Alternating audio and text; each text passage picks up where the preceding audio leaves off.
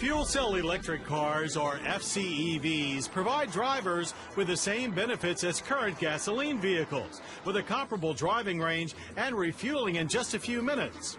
FCEVs don't use combustion, so they return better fuel economy than today's cars, and also reduce emissions by 50 to 90%. Most experts point to 2015 as the year when fuel cell vehicles will enter the U.S. market in significant quantities. Many automakers have production-ready FCEV models on the road already, and fuel cell costs have come down by 80% in just the past few years.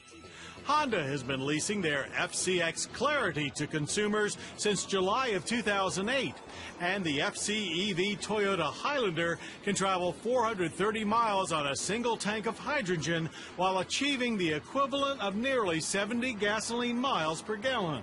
The automobile companies are moving to a future of hydrogen as a fuel and a fuel cell as the engine underneath the hood. One car maker that is firmly committed to hydrogen as its fuel of the future is Mercedes-Benz. Introduced at the recent Frankfurt Motor Show, this F-125 fuel cell-powered sedan concept is exactly the kind of car Mercedes expects to be building in the coming decades. Earlier this year, Mercedes took 3 of their B-Class fuel cell hatchbacks on an around-the-world journey running exclusively on hydrogen. The cars covered more than 18,000 miles over 125 days without a powertrain breakdown. But that exercise also pointed out the major challenge in hydrogen's widespread deployment: building an infrastructure. Virtually all of the hydrogen used by the cars was dispensed from mobile tankers and compressed at each fuel stop. But considerable progress is being made. California's Air Resources Board and Energy Commission have invested heavily in co-funding public-private partnerships to build hydrogen infrastructure. The state now has more than 30 hydrogen fueling stations open or under development.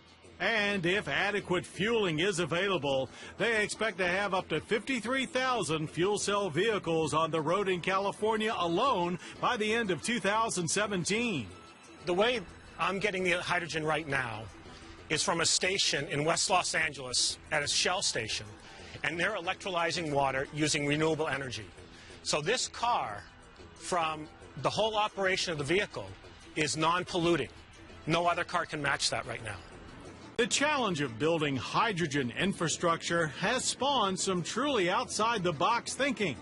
Located in Fountain Valley, California, the world's first tri-generation fuel cell produces hydrogen, heat, and electricity using biogas generated by the Orange County Sanitation District's wastewater treatment facility. The hydrogen produced by the system is sent to a hydrogen fueling station that is open to the public and can support up to 50 FCEV fill-ups per day. The fuel cell also produces 250 kilowatts of power for use by the wastewater treatment plant. This innovative on-site approach to hydrogen generation, co-funded by the state, industry, and the U.S. Department of Energy, is shaping how the infrastructure challenge will be met nationwide. Hydrogen has great potential for use in larger vehicles as well. The Connecticut Department of Transportation and AC Transit in California already have several hydrogen fuel cell buses in daily operation on urban loops, and other cities are jumping on board the hydrogen bus as well. Private and corporate investors have stepped up too. General Motors is testing a new generation of their Chevrolet FCEV in Hawaii in partnership with the gas company. One of the things that we're working on is how to put the infrastructure in on a state-by-state basis. In our case, we've chosen Hawaii because it offers us a great opportunity to test bed the hydrogen fuel cell as well as the hydrogen infrastructure in a contained environment.